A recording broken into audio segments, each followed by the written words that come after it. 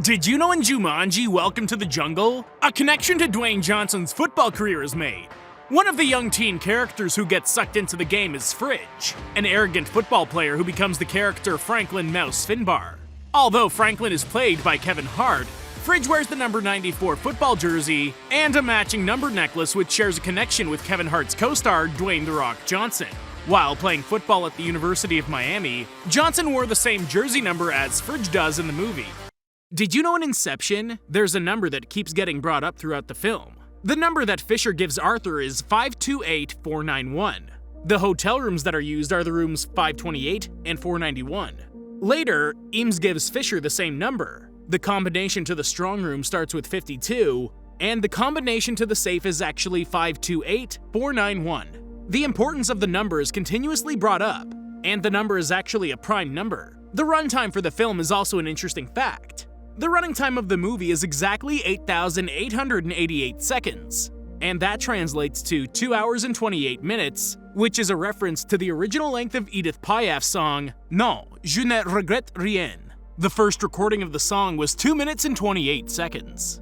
Did you know in Silent Hill, there's an Easter egg in the beginning of the film while Rose runs through the tunnel trying to find Sharon. She calls out for Sharon, but on the wall behind her is graffiti that spells out the name Cheryl. This is actually the original name of Sharon's character from the video game. There's also an inside joke put into the film, as one of the stores is called Empty Rooms. This is a joke that refers to the fact that the film and games are filled with empty rooms that are merely facades to fill the world. The film also continues the tradition of having metal pipes as legitimate weapons, as this is the first weapon encountered in the Silent Hill games. Did you know in The Evil Dead, filming didn't go quite as they had hoped? Originally, the cast was supposed to be smoking weed while listening to the tape for the first time.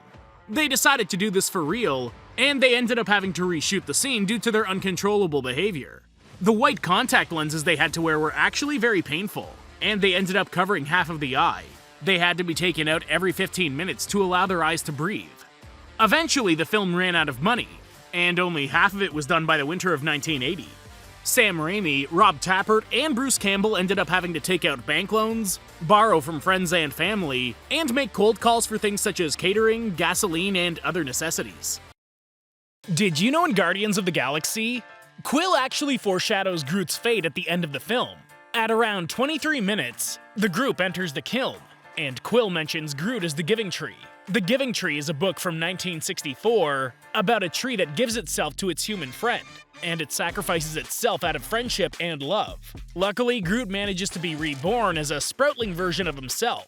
Did you know in Guardians of the Galaxy, the prison jumpsuits had a hidden detail on them? When we see the misfit Guardians of the Galaxy enter Kiln Prison, we see them placed in these yellow jumpsuits, except for Groot, of course. On each of their left legs is a slightly different stripe pattern, and the reason for the unique pattern is that each line represents a different crime the person has committed. It's not just the crimes listed, but also different colors which represent the different categories that each crime they were convicted for falls under. Did you know in Dawn of the Planet of the Apes? While Koba might have had a strong hatred for humans, he's actually the ape that seems the most human-like. He's even closer than Caesar is. He speaks English more fluently than the others, he's the first to make man-made weapons, and he's willing to kill his own members in order to pursue power and vengeance. If you like this, subscribe for more. Did you know in Transformers, 2 of the Decepticons are actually part of the Constructicons, which were Decepticons that took the form of construction vehicles and formed a bigger robot when joined?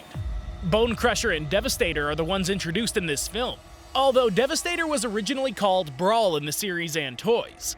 Michael Bay stated that Devastator was more appropriate, so he kept the name in the film. Hasbro released merchandise with the original name Brawl. Did you know in Kong, Skull Island, the scene where John C. Reilly states, "It sounds like a bird, but it's a f***ing ant," was actually picked out of a bunch of outtakes where John was trying to get the cast and crew to laugh. He threw out multiple bizarre, outlandish imaginary monsters, and the director thought that this ant version fit the weird ecology. He even wanted to put the ant in a scene, but he decided against it due to budget constraints.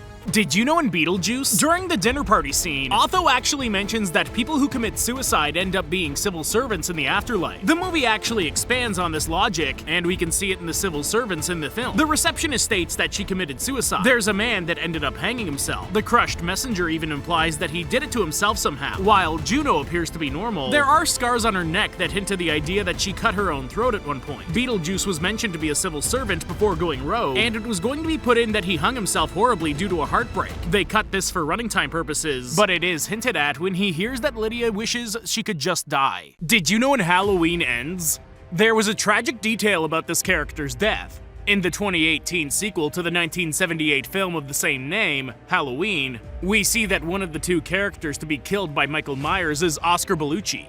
At the beginning of Halloween Ends, we find out that Oscar's mother couldn't deal with the loss of her son, and is found to have killed herself by hanging. Eagle-eyed viewers would have noticed that she was wearing the same costume as her son was when he was murdered by the infamous killer. Did you know in Barbarian, there's a Hollywood Reporter expose on AJ, and it's written by someone named Kim Masters. This is actually the name of the real-life reporter who became known for breaking stories about men in the Hollywood industry who have been accused of sexual assault. One of the newer cases she worked on was the Harvey Weinstein cases. Also, the concept for the script was formed after Zach Kreger read the book titled The Gift of Fear. In the book, it encourages women to trust their intuition about being confronted by dangerous men. Did you know in Fall, different techniques were used to make the film feel real and more welcoming to the audience? The original dialogue had over 30 F-bombs, and Lionsgate used an AI dubbing system to alter the on-screen mouth movements to give the film its PG-13 rating. Originally, they considered using green screen or digital sets, but they decided to go for the real thing. They built the upper portion of the tower on a mountain, so the actors could feel like they were thousands of feet in the air. Did you know in You, there are actually a couple of references to the rock band Nirvana. In the pilot episode at Mooney's bookstore, Beck buys a copy of Desperate Characters, which is written by Paula Fox. Paula Fox is the grandmother of Courtney Love, who was married to Kurt Cobain. Later on, Beck can be seen wearing a Nirvana t-shirt. On top of that, the store next to Mooney's bookstore is called Nirvana. In Season 2, the LA grocery store that Joe works at is called an Averin, which is Nirvana spelled backwards. Did you know in Suspiria, there's an infamous scene where Olga's body twists and contorts in the dance hall mirrors? The contortion is done in such a way that it seems to be excruciating, but this was done with almost zero CGI. Elena Fokina was a trained contortionist and ballet dancer, and she also has hypermobility. She ended up performing all of these stunts herself. Mia Goth, on the other hand, spoke about the heavy prosthetics used to create her Undead Sarah character. According to Laboute, Mia actually became physically ill after handling her own fake intestines for the disemboweling scene.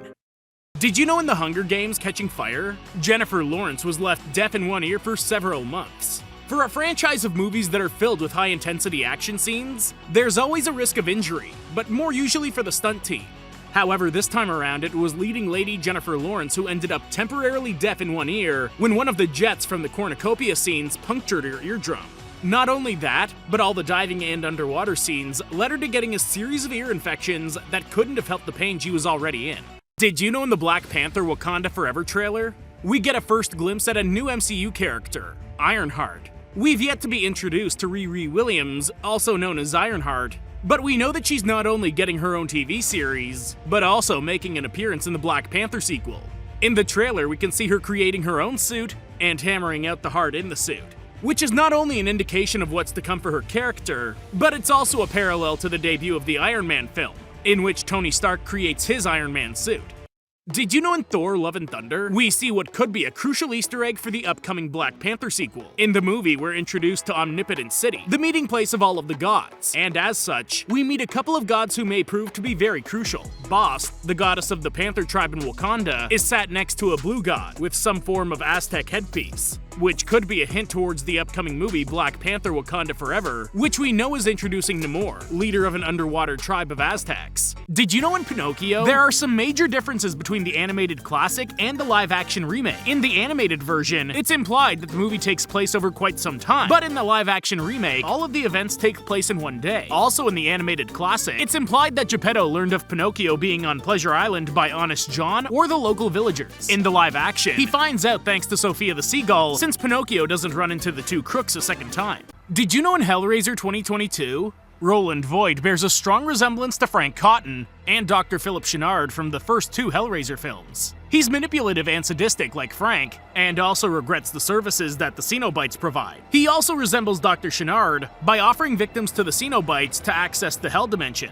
During the ending when he's transformed, the score echoes Christopher Young's leitmotif for Channard.